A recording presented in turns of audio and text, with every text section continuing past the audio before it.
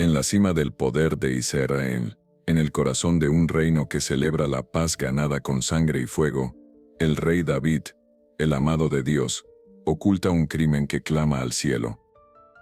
Mientras el palacio brilla con la gloria de su reinado, una sombra de adulterio y asesinato se extiende desde el mismo trono.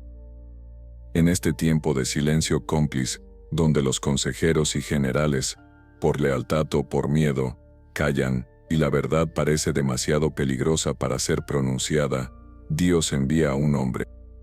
Su nombre es Natán, el profeta. Esta es la historia de cómo una voz valiente, armada únicamente con la palabra de Dios, confrontó al hombre más poderoso de la nación, demostrando que ninguna corona, por espléndida que sea, puede ocultar el pecado de la vista del cielo. Es un enfrentamiento inevitable entre el poder terrenal y la verdad divina, entre la culpa que carcome el alma y la redención que pacientemente espera. Jerusalén vive una era dorada bajo el reinado de David. Hay paz en sus fronteras y prosperidad en sus calles. Pero un secreto, como un veneno, corrompe el corazón del reino desde adentro. Es entonces cuando emerge Natán, un profeta conocido, no solo por su asombrosa sensibilidad espiritual, sino por su inquebrantable integridad. Él representa la conciencia de la nación, la voz de Dios que se niega a callar ante la injusticia, especialmente cuando ésta se disfraza de poder y autoridad. En la quietud de su hogar, mientras medita, Natán recibe la orden divina. No es una sugerencia, es un mandato, debe ir al palacio y confrontar al rey. La misión es peligrosa, casi suicida. David, el hombre descrito como conforme al corazón de Dios, ya ha demostrado ser capaz de matar para proteger su oscuro secreto. Pero cuando Dios habla, el profeta obedece. El mensaje que lleva no busca destruir a David, sino ofrecerle un doloroso y estrecho camino de regreso a través de la justicia. Es un acto de profunda y severa misericordia, disfrazado de una inevitable y temible confrontación. El rey David está solo, prisionero en su propio palacio, atormentado por los fantasmas de sus decisiones. El peso de su traición lo consume. En su mente, las imágenes se repiten sin piedad, como una tortura. Betsabé, la mujer que tomó en un acto de codicia y abuso de poder, Urías el Hitita, el esposo leal, noble y valiente, a quien envió a una muerte segura con una orden escrita de su propio puño. Intentó ocultar su adulterio, llamando a Urías del frente de batalla, pero la inquebrantable integridad del soldado, que se negó a disfrutar de su hogar mientras sus compañeros sufrían en el campo, frustró su plan, forzándolo a escalar de la lujuria al asesinato a sangre fría. Para el pueblo, David es el rey justo que, en un acto de aparente bondad, acogió a la viuda de un héroe de guerra. Pero ante Dios, cuyo trono está por encima de todos los reinos de la tierra, su pecado ha sido registrado con cada detalle. La ofensa contra el cielo exige una respuesta, y el mensajero ya está en camino. Natán camina hacia el palacio. No va como un súbdito que busca un favor, sino como un embajador del Rey de Reyes. Conoce la historia de David mejor que nadie, el joven pastor que venció a Goliat con una piedra, el fugitivo que perdonó la vida de su perseguidor, el rey poeta que unificó a Israel. Pero también conoce su caída, la mancha oscura en el alma del héroe. ¿Cómo se le dice a un gigante espiritual que se ha convertido en un monstruo? Su única arma, su única defensa, es la palabra que Dios ha puesto en su boca. A diferencia de otros profetas que confrontaron a reyes notoriamente malvados, Natán se enfrenta a un líder amado y respetado, un hombre que, a los ojos del mundo y quizás a los suyos propios, sigue siendo justo. Al llegar a las imponentes puertas del palacio, los guardias, acostumbrados a su presencia, le abren paso sin vacilar. En el salón del trono, dos hombres se encuentran, uno carga con el peso aplastante de una culpa oculta, el otro, con la luz liberadora de la verdad. Majestad, busco su sabiduría y su juicio en un caso de grave injusticia que ha ocurrido en su reino.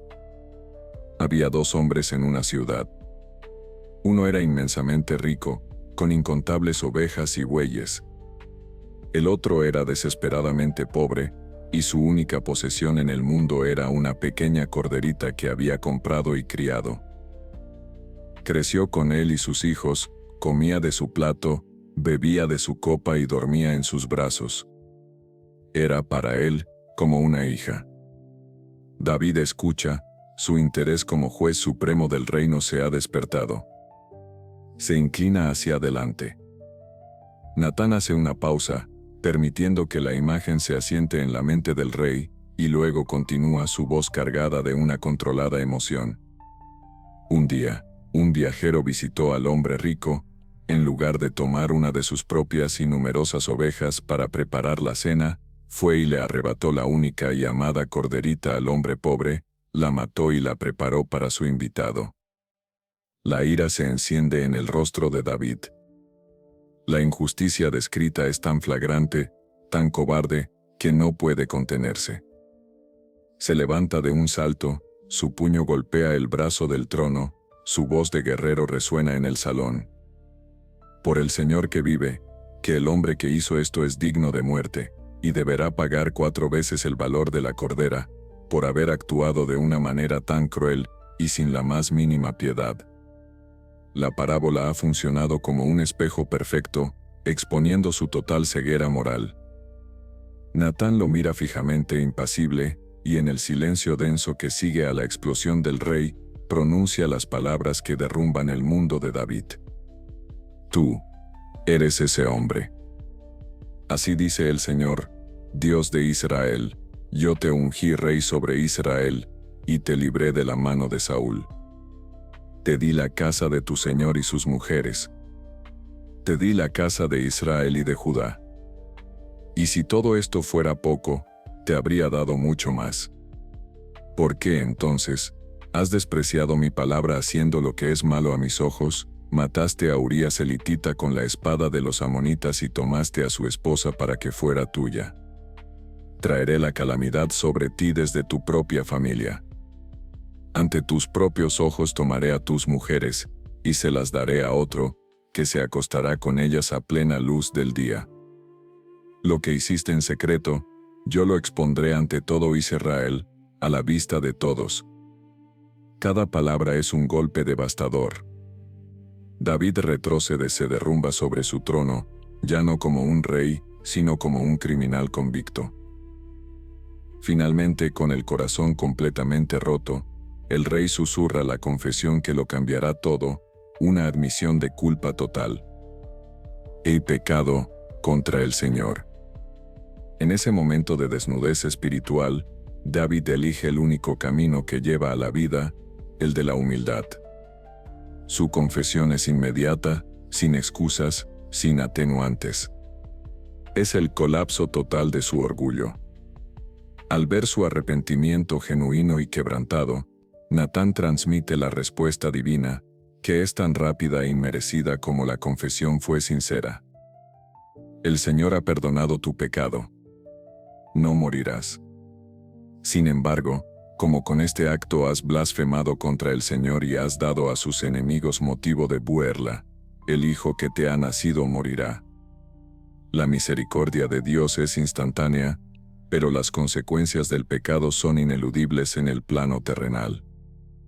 El perdón restaura la relación con Dios, pero no borra la cosecha de las malas acciones. Días después, el niño enferma. David ayuna, él llora, y se postra en tierra, suplicando a Dios con la desesperación de un padre. Pero al 7º día, el niño muere. En medio de su inmenso dolor, David se levanta, se lava y adora, aceptando el amargo juicio de Dios. De este profundo quebrantamiento nace el Salmo 51, una oración cruda de arrepentimiento donde pide a Dios, crea en mí, oh Dios, un corazón limpio y renueva un espíritu recto dentro de mí. No pide la restauración de su reino o su reputación, sino la de su comunión con Dios. Allí, de rodillas, David fue restaurado, no a una vida sin dolor, sino a la presencia de su Señor. Natán no abandonó a David en su vergüenza y dolor. Permaneció a su lado, un recordatorio viviente de que la corrección de Dios es redentora, no meramente punitiva. Cuando Betsabé dio a luz a otro hijo, Salomón, fue Natán quien trajo el mensaje de que Dios amaba al niño, una señal inequívoca de que la restauración era real y que el futuro no estaba irrevocablemente condenado por el pasado. El profeta que expuso el pecado del padre, más tarde protegió la promesa en el hijo interviniendo decisivamente para asegurar que Salomón, y no el usurpador Adonías, ascendiera al trono. La historia de Natán nos enseña que la verdadera valentía es decir la verdad con amor, y que la confrontación genuina, la que viene de Dios, busca sanar, no destruir. Su lealtad no era al poder del rey, sino a la verdad inmutable de Dios. La historia de Natán y David es un espejo para cada uno de nosotros. Somos David, viviendo con un secreto que nos destruye el alma, construyendo fachadas de piedad, o este éxito para ocultar nuestra fractura interior, o somos Natán, sintiendo el llamado de Dios a confrontar la injusticia con amor, pero paralizados por el miedo a las consecuencias. El arrepentimiento de David fue un nuevo y doloroso comienzo. La confesión trae perdón inmediato, aunque la restauración sea un proceso que dura toda la vida. Dios aún puede sanar cualquier herida, pero primero debemos tener el coraje de exponerla a su luz. Y si somos llamados a ser como Natán, debemos recordar que la corrección divina reconstruye, no aniquila. Es un acto de amor radical, no de juicio farisaico. La lección final es esta: la verdadera valentía no está en ocultar nuestros errores, sino en afrontarlos con honestidad. El verdadero poder no reside en mantener las apariencias, sino en vivir en la verdad, por humillante que sea. Y la verdadera restauración no viene de fingir que todo está bien, sino de confesar nuestra profunda necesidad y dejar que Dios haga el resto. Natán tuvo el valor de hablar. David tuvo el valor de escuchar. Juntos, nos mostraron el doloroso pero esperanzador camino de regreso a Dios.